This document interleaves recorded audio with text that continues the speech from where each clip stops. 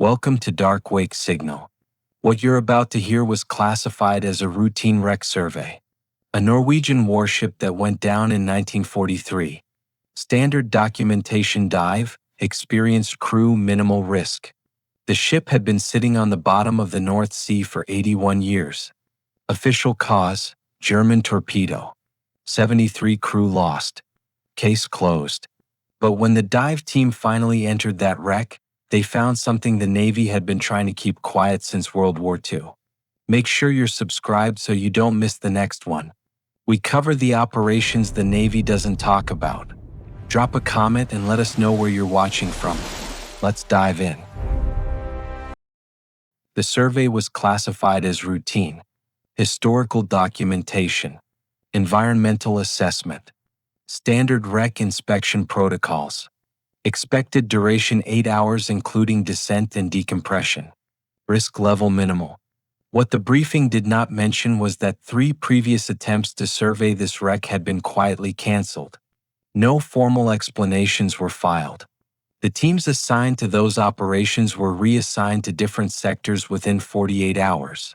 One diver requested early retirement. Another transferred to administrative duties in Oslo and never dove again. My name is Soren Halvik. I have been a naval archaeologist for 26 years. I have documented wrecks from the Skagerrak to the Barents Sea. I follow established procedures.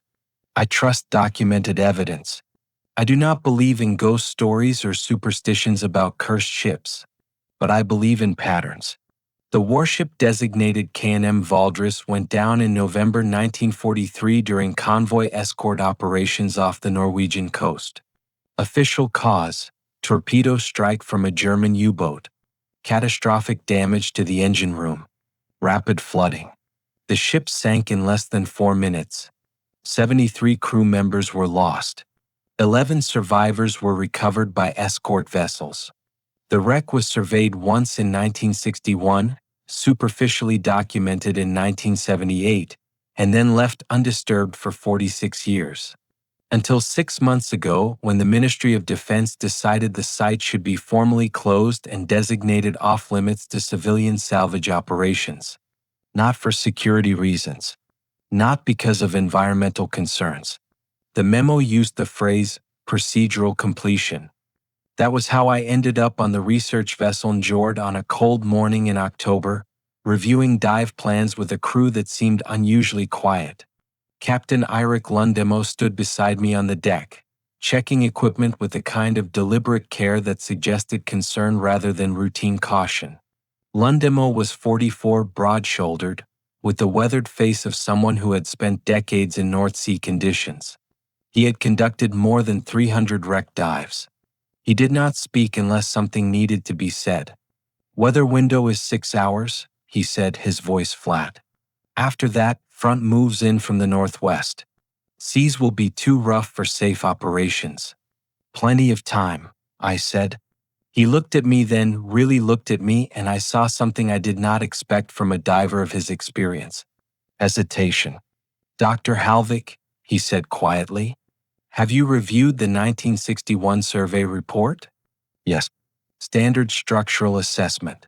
Some interior access. Nothing unusual noted. The full report, Lundemo continued. Not the summary. The actual dive logs. I paused. I was given the official documentation. The official documentation is incomplete. He glanced toward the bridge, then lowered his voice. The 1961 team spent 47 minutes inside the wreck. Their report says they completed a full interior survey. But the dive computer logs show they exited after 12 minutes. The remaining time was spent at the entry point. They never went deeper than the first compartment. Why would they lie? They did not lie.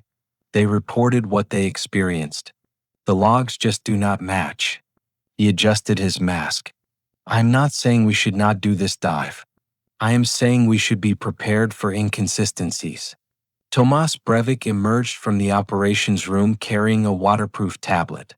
He was 39, lean, with the focused intensity of someone who spent his career cross-referencing historical documents. He served as our historical officer, responsible for matching what we found below with archived records. I have the crew manifest and final operation orders, he said. But there is something strange. Define strange, I said. The Valdres was assigned to convoy escort duty on November 14, 1943. Standard defensive patrol. But I found a separate order dated November 13 reassigning the ship to reconnaissance operations in a different sector. That order was never rescinded. Probably administrative confusion, I suggested. Wartime record-keeping was not always precise. Possibly. Tomas did not sound convinced. But the reconnaissance order was classified higher than the convoy assignment, and it specified radio silence. Complete communications blackout for 72 hours. Lundemo frowned. If they were under radio silence, how did the escort vessels know they were hit? They did not, Tomas said. According to the escort logs, the Valdres simply disappeared from formation.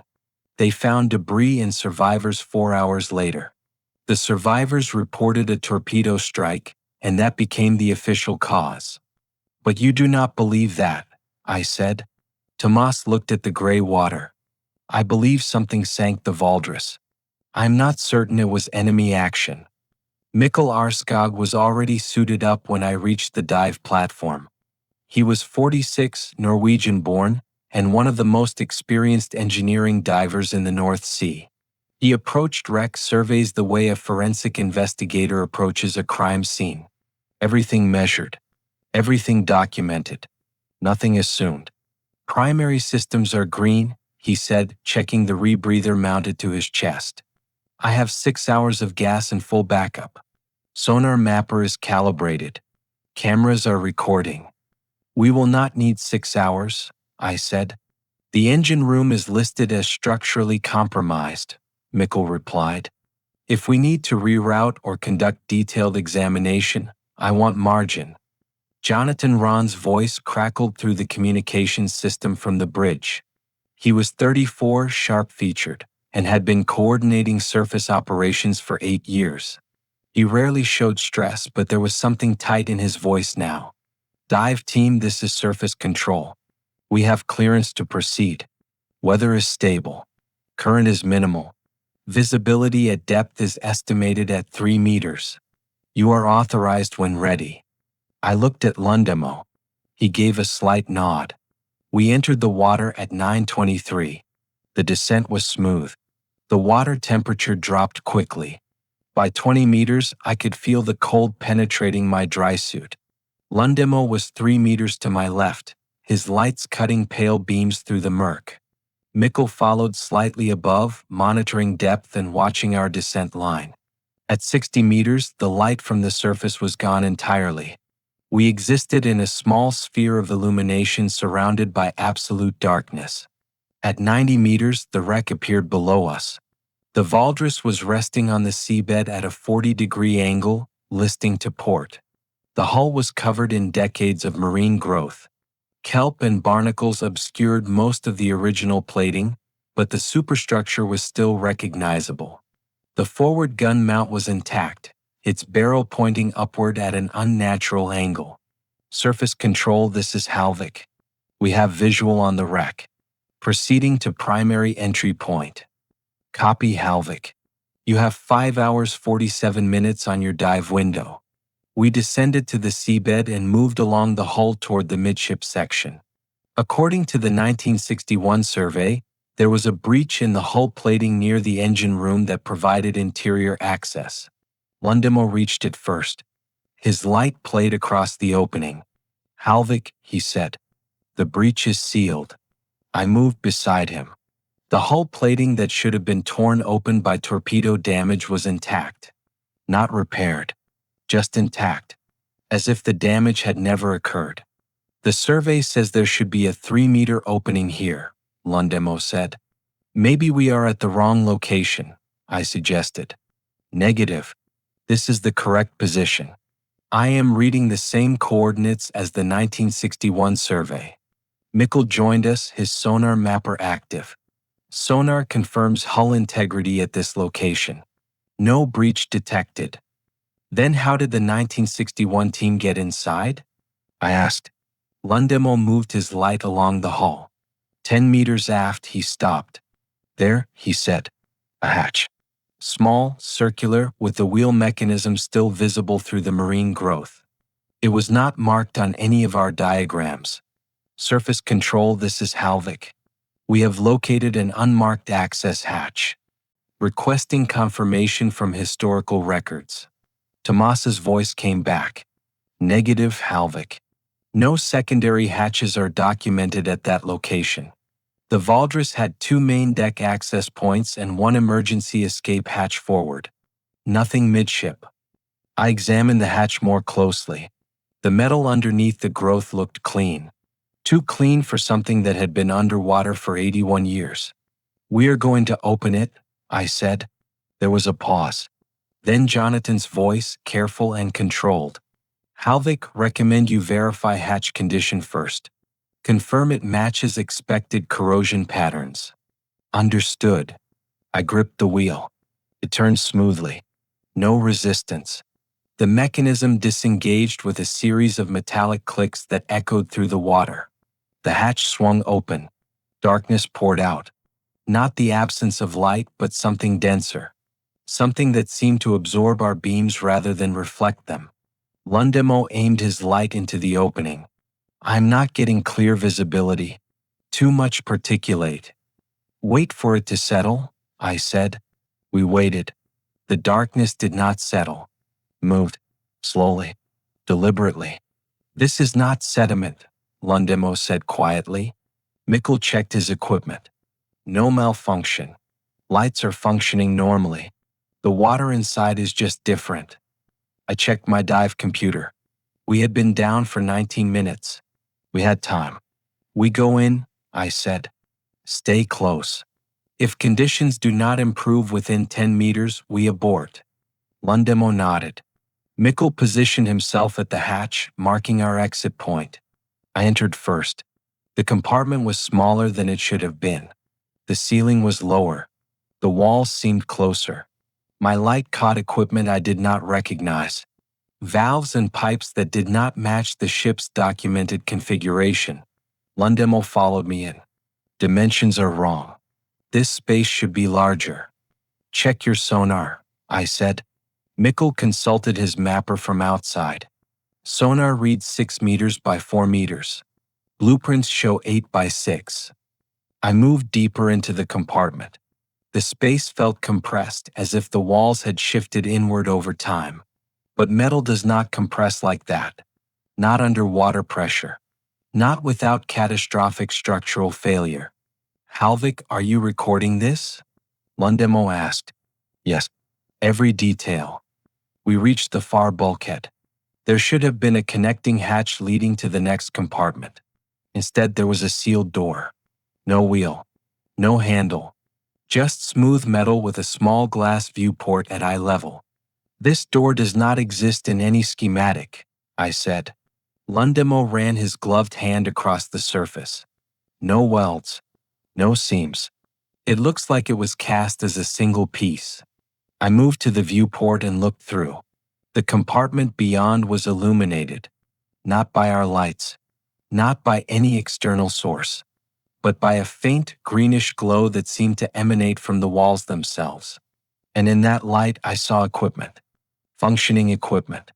Dials turning. Gauges registering pressure. A control panel with lights flickering in sequence. Lundemo, I said carefully. Look at this. He moved beside me and looked through the viewport. I heard his breathing increase. That is not possible, he whispered. Surface control, I said, keeping my voice level. We are observing something unusual. Requesting guidance. Jonathan's voice came back immediately. Define unusual. We are seeing operational equipment inside a sealed compartment. Lights. Moving dials. The ship appears to have power. Long silence. Then Jonathan again, his voice very controlled. Halvik, the Valdres has been underwater for 81 years. There is no power source. Batteries would have died within days. Confirm what you are seeing. Visual confirmed, Lundemo said. Multiple light sources inside sealed compartment. Equipment appears active. Is there any indication of external power? Cables? Recent modification? I examined the door again. No cables. No connections. Just solid metal. Negative surface control. The compartment appears sealed. No external power sources visible. Another pause. Then a different voice. Tomas.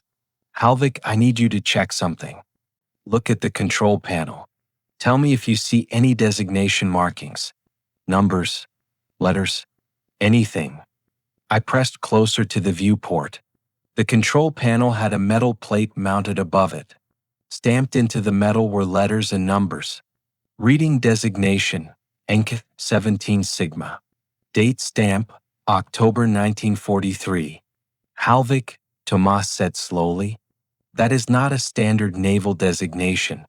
NKS coding was used for experimental equipment. Classified projects.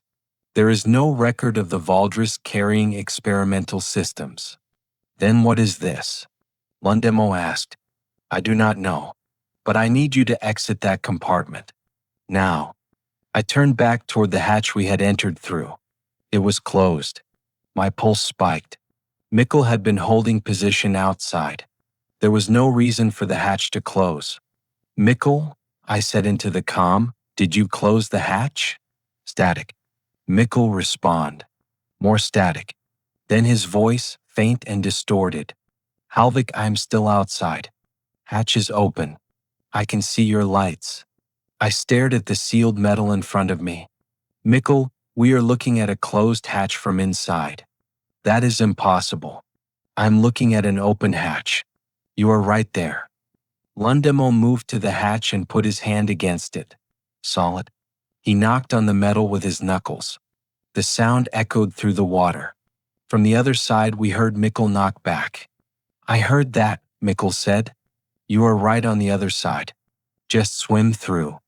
There is a door in the way, I said slowly. Silence on the comm, then Mikkel, his voice strained. Halvik, there is no door. The hatch is open. I am looking directly at you. Lundemo and I exchanged a look. Surface control, I said carefully. We have a critical situation. We need immediate guidance. Jonathan's voice was tight. Describe the situation. We are observing a closed hatch from inside the wreck. Our support diver is observing an open hatch from outside. Same location. Different structural configurations. The silence stretched for 10 seconds. 15. 20. Finally, Jonathan spoke, his voice very calm now. Halvik, can you open the hatch from your side? I examined the interior surface. No wheel. No mechanism. Just smooth metal. Negative. No opening mechanism visible. Is there another exit? I turned slowly. The sealed door with the viewport. The closed hatch behind us. No other openings visible in the compressed compartment. Negative. Halvik, Jonathan said, and I could hear him choosing his words carefully. I need you to move back from the hatch. I am going to have Arskog attempt to open it from outside. Lundemo and I moved to the center of the small space. Mikkel, Jonathan said. Turn the wheel. Full rotation. We heard the metallic scrape of the wheel mechanism. The sound came from behind the door in front of us. Clear and distinct. The door did not move.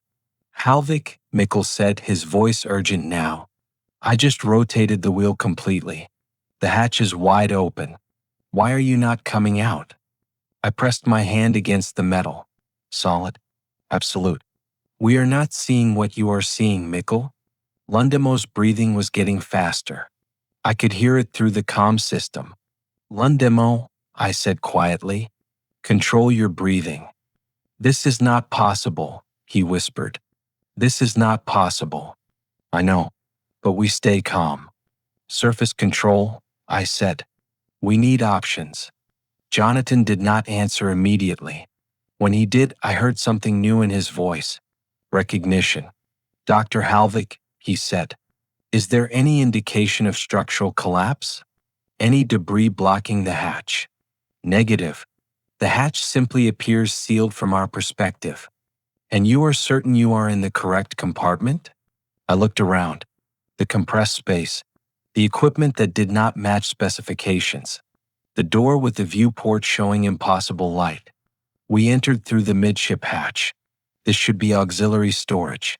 But the configuration does not match any documentation. Where does it match? I thought about that. The control panels. The designation markings. The experimental equipment coding. It looks like a control room, I said slowly. But the Valdres did not have a secondary control room. I heard Jonathan exhale. Dr. Halvik, he said quietly, I need to tell you something. There is something you need to understand about the Valdres, Jonathan said, his voice measured and careful. The official record is incomplete. I waited. Lundemo stood beside me in the compressed compartment, his breathing still elevated but controlled. The reconnaissance order I mentioned earlier, Tomas's voice cut in. It was not routine. The Valdres was assigned to test experimental navigation equipment. A prototype system designed to detect submarine activity at extended range. The project was classified Sigma level. That is why the designation on the control panel matches. You are saying this compartment was added specifically for the equipment? I asked. Not added. Installed. The Valdres underwent modification in September 1943, 2 months before it went down. The work was done at a restricted facility. No public record exists. Lundemo moved closer to the viewport. If this was experimental equipment, why is it still functioning? It should not be, Tomas said. The system was battery-powered, designed for 72 hours of continuous operation. After that, it would be completely dead. I looked through the viewport again. The lights were still flickering. The dials were still turning. 81 years of continuous operation. Surface control, I said. What happened during the Valdres's final mission? The real mission, not the convoy escort story. Long pause. I could hear voices in the background. An argument. Jonathan's voice, firm but quiet. Someone else, insistent. Finally, Jonathan came back on. The Valdres was sent to test the Sigma equipment in active conditions. They were ordered to maintain radio silence and conduct deep-water surveillance sweeps in a designated sector. The equipment functioned normally for the first 36 hours. Then they reported an anomaly. What kind of anomaly? The system detected something. Not a submarine. Not a surface vessel. Just something present in the water. Large. Stationary. At extreme depth. They tried to classify it using standard protocols, but the equipment could not categorize it. The signal did not match any known signature. Lundemo's light swept across the compartment. They were tracking something. Yes. And according to the last encrypted transmission received before they went silent, the thing they were tracking began moving. Toward them. I felt cold despite the insulated suit. The official report says they were hit by a torpedo, I said. The official report was created to close the file, Jonathan replied. The survivors who were recovered reported hearing an impact. They assumed it was a torpedo because that is what made sense.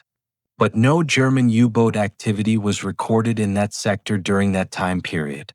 And the damage pattern on the hull does not match torpedo strike characteristics. Then what sank them? We do not know. The wreck was surveyed in 1961 specifically to answer that question. But the team never made it past the first compartment.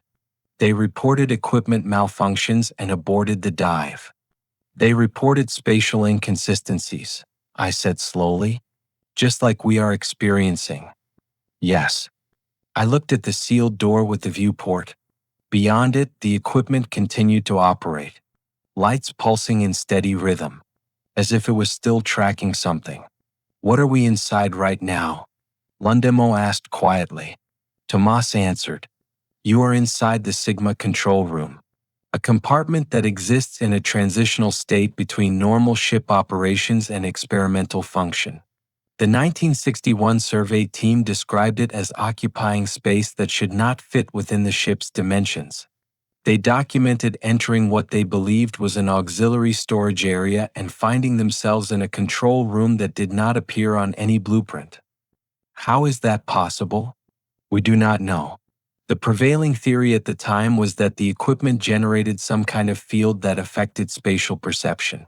That divers were experiencing coordinated hallucinations due to equipment interference. But we are not hallucinating, I said. Mikkel confirms the structure from outside. Our measurements are consistent. We are just seeing something different. Correct, Tomas said, which suggests the compartment itself exists in multiple states simultaneously. What you see from inside is not the same as what exists from outside. Lundemo moved back to the closed hatch. Then how do we get out? The 1961 team exited by moving away from the Sigma equipment, Jonathan said. They reported that once they stopped observing the control panel, the normal ship structure reasserted itself. Stop observing it? I said. Turn away from the viewport. Face the exit hatch. Do not look at the equipment. Sounded absurd, but we had few options. Lundemo, I said. Turn around. Face the hatch. Do not look back at the viewport. He hesitated, then turned. I did the same. We stood facing the sealed metal, our backs to the compartment with the impossible light. Mikkel, I said, are you still there? I am here. Hatch is still open from my perspective. You should be able to see me. We are looking at solid metal. Just move forward, Jonathan said. The 1961 team reported that the obstruction was perceptual, not physical. I took a step forward. The metal remained solid in front of me. Another step. Still solid. It is not working, Lundemo said. Keep moving, Jonathan insisted. Do not look back. I moved closer until I was pressing against the hatch. My gloved hand touched cold metal. Absolute resistance. Behind us, from the compartment we were not supposed to be looking at, a sound began. Oh, mechanical. Like something cycling through a startup sequence. Do you hear that? Lundemo asked. Do not look back, I said as much to myself as to him. The sound intensified, a rhythmic pulsing, and underneath it something else, the tone, single frequency, steady and unwavering. Halvik, Mikkel's voice urgent now. I can hear something from inside the wreck. Sonar is picking up an active signal. What kind of signal? Single frequency, extremely powerful. It is broadcasting omnidirectionally. The Sigma equipment, still active, still searching. Surface control, I said. The experimental system appears to be functioning. It is broadcasting an active sonar pulse. Tomas's voice, sharp and immediate. Halvik, you need to exit now. Do not let that equipment lock onto you. Lock onto us? The Sigma system was designed to track and designate targets. If it identifies you as something to be tracked, it will not release you. The 1961 team reported feeling observed, monitored. One diver described it as being marked. The tone behind us shifted. The frequency changed. Higher. More focused. It is tracking us, Lundemo said. Do not look, I said. Move forward. I pushed against the hatch. Still solid. But there was something different now. A vibration. The metal was resonating with the tone from the Sigma equipment. Mikkel, I said. We need you to do something. Move away from the wreck. At least 20 meters. I am not leaving you. That is not a suggestion. Pause. Then movement sounds through the comm. I counted seconds. When I reached 30, I spoke again. Mikkel, status. I am 25 meters from the wreck. Halvik, what is happening? Tell me what you see. Describe the hatch. It is. His voice trailed off. It is closed. The hatch is closed now. When did it close? It did not. I was watching it. It was open, but now it is closed. It did not move between states. It just is closed. I understood then. The compartment was not changing. We were. Our relationship to the ship's structure was being altered by the Sigma equipment. From inside, we saw one configuration. From outside, another. And now, with the equipment actively tracking us, both states were becoming sealed. Surface control, I said. We need an alternative exit strategy. There is no alternative, Jonathan said. The only other documented egress from that compartment is through the Sigma control room itself. Through the sealed door. Yes. I looked at Lundemo. Even through the mask, I could see the conflict in his eyes. We both knew what going deeper into the wreck meant. But we also knew we had no other choice. We have to go through, I said. Into the compartment with the active equipment, Lundemo said flatly. Yes. He was quiet for a moment, then nodded. We turned around. The viewport was closer than it should have been. The compartment had compressed further while we were not looking. The walls were tighter. The ceiling lower. Through the viewport, the Sigma control room waited. The lights pulsed faster now. The dials spun. And on the main display panel, I saw something new. 2 markers. Distinct contacts. Tracking coordinates that updated in real time. It is tracking us, Lundemo said. Those are our positions. Surface control, I said. We are proceeding through the sealed door into the Sigma compartment. Recommend you maintain constant communication. Understood, Jonathan said.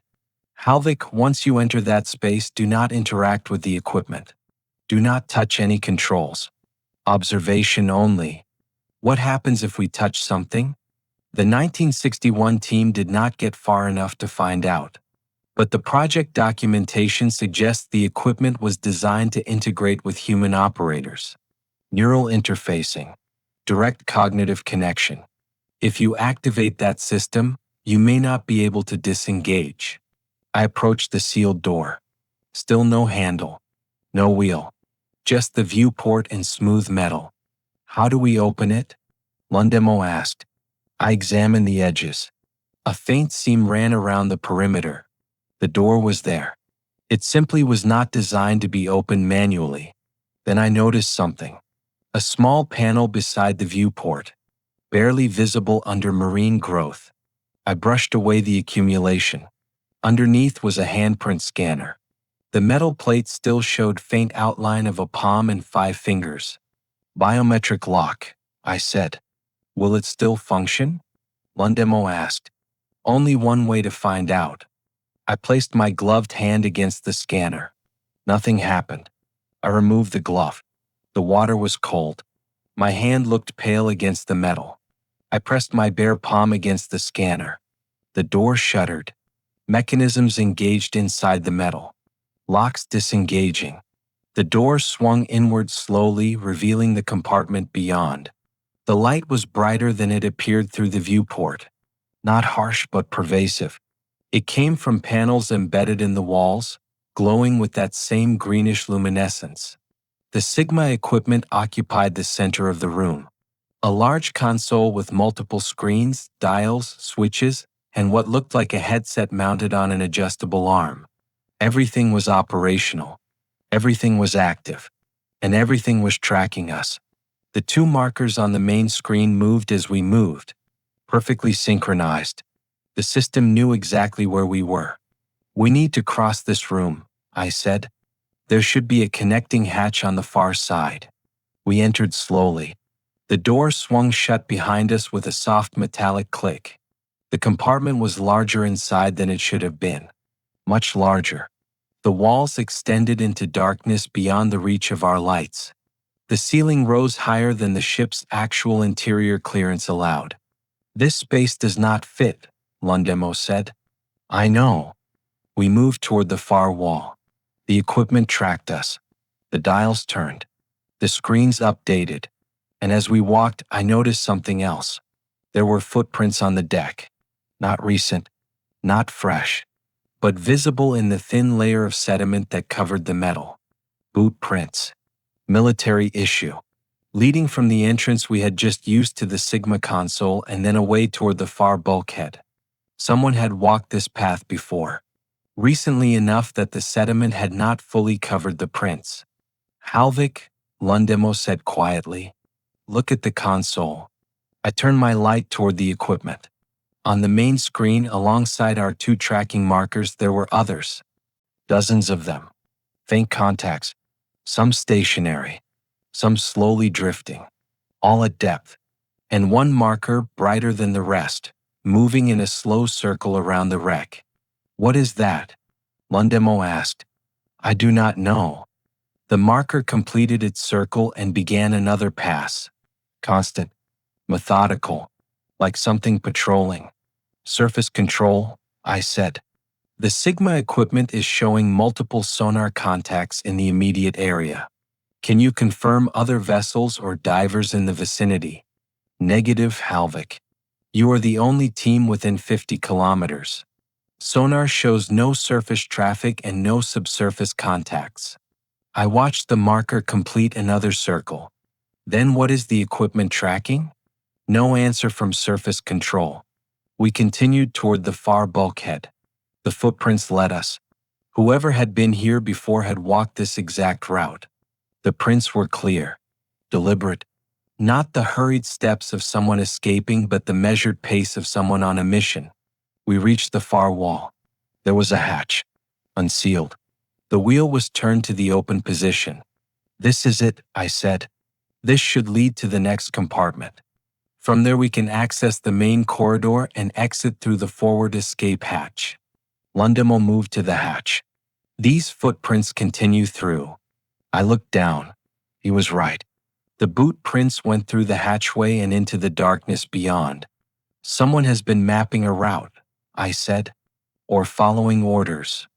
I thought about that. The reconnaissance mission, the classified assignment, the crew that went down with the ship. The Sigma equipment was running when the ship sank, I said slowly. It was actively tracking something, and it never stopped. For 81 years. Yes. Lundemo looked at the console. If it has been running continuously, what has it been tracking all this time? The marker on the screen completed another circle around the wreck. I think it is tracking what sank them, I said. We stood in silence for a moment, watching the patient rotation of the contact on the screen. Surface control, I said. We are proceeding through the connecting hatch. Next check-in in 5 minutes. Copy, Halvik. Be advised, weather is deteriorating faster than forecast. You have 3 hours 40 minutes on your dive window. We stepped through the hatch into the next compartment. The change was immediate. The greenish light from the Sigma room did not penetrate here. Our lights cut through absolute darkness. The space beyond was cold. Colder than it should have been at this depth. The footprints continued. We followed them. The compartment we entered was long and narrow. Storage racks lined both walls. Most were empty, but some still held equipment. Tools. Spare parts. Everything covered in thick marine growth. And something else. Papers. Documents sealed in waterproof containers. Still legible after 81 years. I picked up one of the containers. Inside was a logbook. Navigation records. I opened it carefully. The entries were dated November 1943. The handwriting was precise, professional. November 14th, 0600 hours. Sigma equipment activated. Initial sweep commencing. All systems nominal. November 14th, 1200 hours. Unusual contact detected. Bearing 270 degrees. Depth 340 meters. Contact does not match any known classification. November 14th, 1800 hours. Contact is ascending. Now at 280 meters. Maintaining distance of 2 kilometers. Attempting radio contact. No response. November 14th, 2100 hours. Contact now at 180 meters. Distance closing to 1 kilometer. Captain has ordered battle stations. Sigma equipment shows contact size inconsistent with any known vessel. Estimated mass suggests object over 200 meters in length. November 15th, 0000 hours. Contact at 90 meters. Distance 400 meters. Crew reports visual sighting. Object visible beneath surface. Shape indeterminate. Movement does not match any biological or mechanical pattern. The next entry was written in different handwriting. Rush. Less controlled. November 15th, 0127 hours. Contact has made physical approach to hull. Multiple impacts reported. No damage visible, but crew reports sounds from inside the ship. Movement in sealed compartments. Captain has ordered evacuation of forward sections. And then the final entry. A single line. November 15th, 0134 hours. It is inside. I showed the logbook to Lundemo. He read it in silence. They scuttled the ship, he said finally. They flooded the compartments deliberately to trap whatever came aboard. And they sealed the Sigma equipment inside to keep tracking it, I said. We looked at the footprints. They led deeper into the wreck, toward the flooded sections, toward wherever the crew had made their final stand. Surface control, I said. We have found the ship's final logs. The Valdres was not torpedoed. Something else sank it. Something the Sigma equipment detected and tracked. The crew reported it came aboard before the ship went down. Long silence. Then Tomas's voice, very quiet. Halvik, are you saying something is still inside the wreck? I looked at the marker on my wrist-mounted display, synchronized with the Sigma console. The contact was still circling. Patient. Constant. I am saying the Sigma equipment believes something is still here. Whether that something is inside the wreck or outside it, I cannot confirm. Halvik, Jonathan said, and there was something new in his voice. Fear. I need you to exit the wreck immediately. Do not proceed further. Use the route you have already cleared and return to the entry hatch. Understood, surface control. We are. The lights went out. Not our lights. The Sigma equipment. The greenish glow that had been bleeding through from the control room vanished instantly. The compartment plunged into absolute darkness, broken only by our helmet lights. What just happened? Lundemo asked. I turned back toward the hatch we had come through. The Sigma room beyond should have been visible, glowing with its persistent light. It was dark. Completely dark. The equipment shut down, I said. After 81 years of continuous operation, Lundemo said, it just shut down. Or something shut it down. From somewhere deeper in the wreck, we heard a sound. Metallic, deliberate, like a hatch closing. Then another sound. Closer. Footsteps. Heavy. Slow. Moving through flooded corridor. Surface control, I said carefully. We are hearing movement inside the wreck. Requesting confirmation that no other divers are operating in this area. Confirmed, Halvik. You are the only team within 50 kilometers. The footsteps continued, getting closer. Each step accompanied by the creak of metal under pressure. Lundemo's light swept the compartment. We need to leave. Now. We moved back toward the hatch leading to the Sigma room. The footsteps followed, matching our pace. Not hurrying, just following. I reached the hatch and looked through into the dark control room beyond. Something was standing at the console. Tall, human-shaped, wearing what looked like a naval uniform from 1943. The figure stood with its back to us, both hands on the Sigma controls. And slowly, deliberately, it turned around. The figure's face was visible in the beam of my light. Pale, intact, as if it had been underwater for hours instead of decades. The uniform bore insignia I recognized. Lieutenant rank, Norwegian Navy. The name tag was still legible. Lieutenant Erik Voss. Surface control, I said, keeping my voice steady. We have visual contact with what appears to be human remains. Crew member, identified as Lieutenant Erik Voss. Halvik, Jonathan's voice was tight. Voss was the Sigma equipment operator. He went down with the ship. The figure at the console did not move. It simply stood there, hands resting on the controls, facing us. The eyes were open, watching. "This is not possible," Lundemo whispered. I had seen bodies underwater before. Decomposition patterns. What happened to human tissue after prolonged submersion? This was different. This was wrong. "Lieutenant Voss," I said, not expecting a response but following protocol anyway. "We are conducting a survey operation. We mean no interference with the wreck." The figure tilted its head slightly, a gesture that seemed almost curious. Behind us, the footsteps had stopped. Whatever had been following us in the corridor was waiting. "Halvik," Tomas's voice came through. According to the crew manifest, Lieutenant Voss was responsible for operating the Sigma equipment during the final mission. His duty station was the control room. He would have been the last person to interact with the tracking system before the ship went down. I looked at the console. The screens were dark now. No power. No tracking markers. But the lieutenant's hands remained on the controls as if he was still operating the equipment. "He never left his post," I said. "Orders?" Lundemo said quietly. He was following orders. The lieutenant's head moved again, this time toward the main screen. An invitation. Or an instruction. I moved closer despite every instinct telling me not to.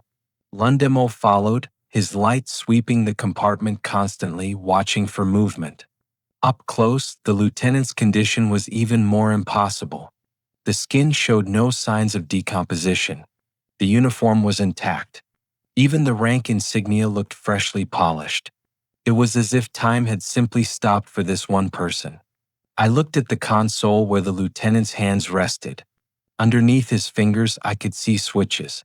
The power controls. He was touching the main activation sequence. "He shut it down," I said.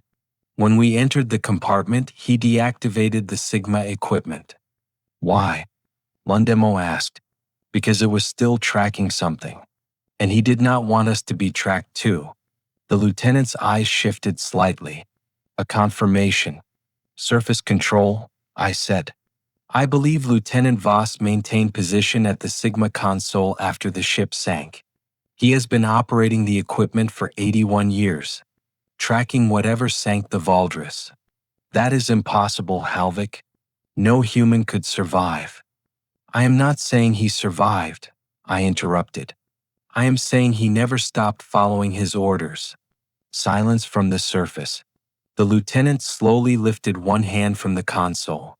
He pointed toward the far hatch, the one we had entered through, the one that led deeper into the wreck. "He wants us to go that way," Lundemo said. "No," I said. "He is telling us not to go that way."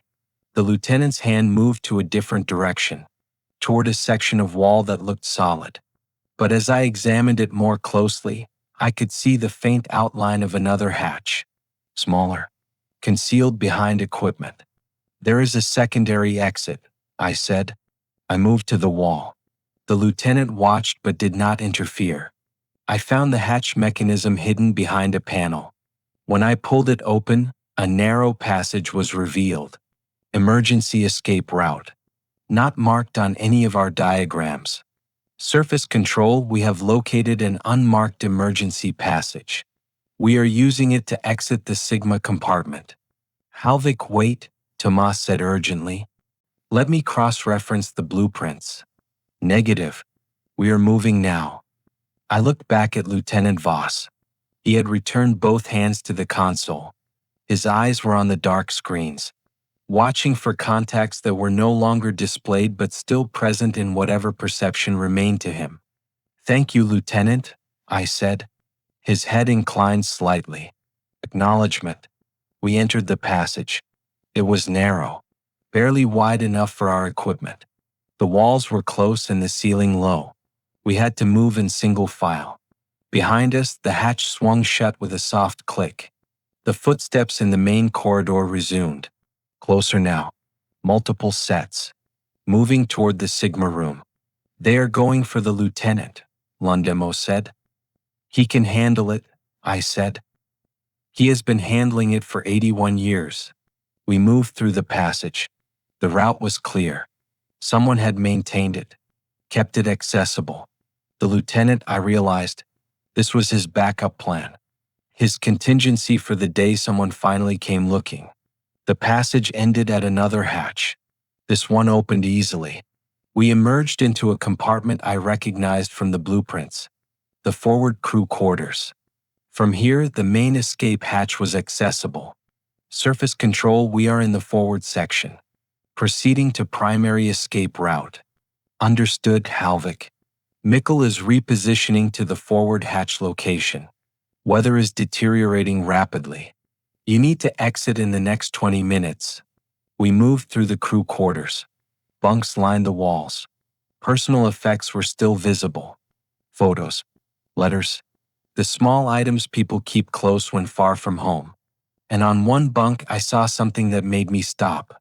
A logbook, open. Recent entries. The handwriting was different from the navigation log we had found earlier. More personal. A diary rather than an official record. I picked it up carefully. October 12, 2024. Survey team entered today. They did not stay long. I shut down the Sigma before they could see too much. They were frightened. Fear keeps people from going deeper. September 3, 2024. Another civilian salvage attempt. They reached the midship section before I sealed the hatches. They left equipment behind. I disposed of it. May 17, 2024. No visitors for 4 months. The thing in the lower deck has been quiet. Sigma shows it has not moved from the engine room in 70 days. Perhaps it is dormant. Perhaps it is waiting. The entries went back months, years, decades. The lieutenant had been documenting every intrusion, every attempt to access the wreck. He has been protecting people, I said, keeping them away from whatever is in the lower sections. For 81 years, Lundemo said quietly. I flipped to the most recent entry, yesterday's date, October 28, 2024, Ministry Survey authorized. Full interior access. I cannot stop this one. Orders came from higher authority than mine. I will do what I can to guide them safely. The emergency passage is clear. The forward hatch is accessible. If they listen, they will survive. But the thing below is active again. Sigma shows movement. It knows they are coming. I closed the logbook and placed it back on the bunk. We need to leave, I said. Now. We reached the forward escape hatch 3 minutes later. It was open. Mikkel was visible outside, his light marking the exit point. Halvik, he called. I see you. Come through. We moved toward the hatch. Behind us, from deep within the wreck, a new sound began. Oh, resonant, like metal groaning under immense pressure. Move, I said. Lundemo went through first. I followed. The moment I cleared the hatch, Mikkel grabbed my harness and pulled me away from the opening. Go, he said. Surface. Now. We kicked upward, away from the wreck. I looked back once. The Valdres was settling deeper into the seabed, slowly, deliberately, as if it was being pulled down by something underneath. And through the open forward hatch, I saw light. That same greenish glow from the Sigma equipment. It was active again. Lieutenant Voss was back at his post, tracking, monitoring, maintaining his eternal watch. The hatch swung closed, sealed from inside. We surfaced at 13:47. The weather had turned. Rain fell in sheets and the waves were building. The Njord rode the swells heavily. The moment we broke the surface, the deck crew was there. Hands grabbing us, pulling us aboard. Medical team waiting. Jonathan was on deck, his face gray. Are you injured? No, I said. But we need to seal that site. Immediately. Permanently. Tell me what you found. I told him everything. The Sigma equipment. Lieutenant Voss. The logbook entries. The thing in the lower decks that had been waiting for 81 years. He listened without interrupting. When I finished, he was quiet for a long moment. "The ministry will want a full report," he said finally. "The ministry can classify it however they want," I said. "But that wreck needs to be designated off-limits. Military exclusion zone. No exceptions." "Agreed." Tomas emerged from the operations room carrying a folder. "I found something in the archives. A memo from 1961. The survey team that aborted their dive reported that they encountered crew members still at their duty stations. The report was dismissed as psychological trauma. Nitrogen narcosis. The divers were given medical leave and the findings were expunged from the official record." "They saw Lieutenant Voss," I said. "And possibly others." "The memo mentions multiple contacts. Crew members who appeared to be maintaining operations despite the wreck being confirmed dead and flooded." "How many crew were lost when the Valdres went down?" Lundemo asked. Tomas consulted the folder. 73 confirmed. But there is a discrepancy. The final crew manifest lists 76 personnel. 3 names were removed before the official casualty list was published. Who were they? Lieutenant Eric Voss, Chief Engineer Harold Stenerson, and Petty Officer Jonas Dahlberg. All 3 were assigned to Sigma equipment operation and monitoring. "They were not removed," I said. "They stayed. They are still maintaining their posts." We stood in silence as the rain fell. That evening, after the medical evaluation, after the preliminary debriefing, I found Mikkel on the observation deck. He was staring at the water where the wreck lay beneath. "I saw something while you were inside," he said without preamble. "When the Sigma equipment was active, my sonar picked up multiple contacts around the wreck. Not mechanical, not biological, just present." "The crew?" I said. "Yes. 73 contacts. All stationary. All at their assigned duty stations." He turned to look at me. "What kind of orders keep men at their posts for 81 years?" "The kind that matter more than death," I said. The site was officially sealed 3 days later. Concrete barriers were deployed in a grid pattern around the wreck. Warning buoys were installed with automated radio broadcasts advising vessels to maintain minimum 500-meter distance. The exclusion zone was designated permanent. No diving operations authorized. No salvage permitted. No exceptions. Captain Lundemo submitted his resignation 2 weeks later. He cited personal reasons. I understood. Some things change you. Some experiences leave marks that do not heal. Mikkel requested transfer to Arctic research operations. He wanted distance from deep wrecks, from things that should be dead but were not. Tomas remained with the ministry. He continued to research the Sigma project. He found references to similar experimental equipment installed on other vessels during the war years. Most of those ships were lost with all hands. Most of those wrecks were designated off-limits within years of being discovered. I returned to standard archaeological work. Shallow wrecks, modern vessels, nothing classified, nothing experimental. But I kept a copy of Lieutenant Voss's logbook. The ministry allowed it after I argued it was personal documentation rather than official record. I read it sometimes. The steady progression of entries spanning decades. The careful documentation of every intrusion. The notes about the thing in the lower decks and its patterns of activity. The final entry I had read aboard the wreck was not actually the final entry. There was one more page, written after we had left. I discovered it when I reviewed the logbook more carefully. October 28, 2024, 1,400 hours. Survey team successfully evacuated. Emergency passage functioned as designed. They listened to guidance. They survived. Sigma equipment reactivated after their departure. Tracking contact shows movement. The thing attempted to follow them to the surface but returned to lower deck after 16 minutes. It is learning. Each time someone enters the wreck, it becomes more active, more aware. Eventually, it will find a way to leave. I will continue monitoring. I will maintain position. Orders remain unchanged. Contain the threat, protect personnel, preserve the mission. Lieutenant Eric Voss, Sigma Equipment Operator, K&M Valdres. Still on watch. The entry was dated 3 hours after we had surfaced. I contacted Jonathan immediately.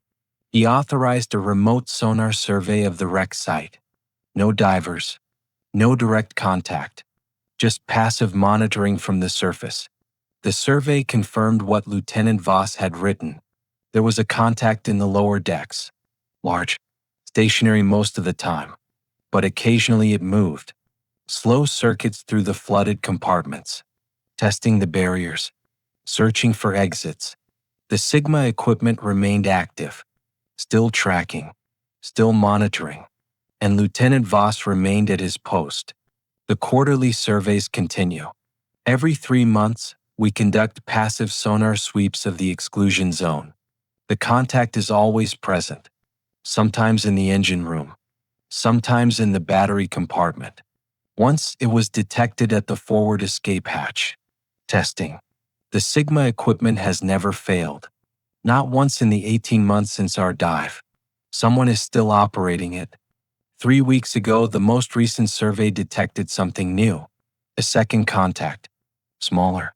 Also stationary. Located in the crew quarters. When we cross-referenced the position with the ship's blueprints, we confirmed the location.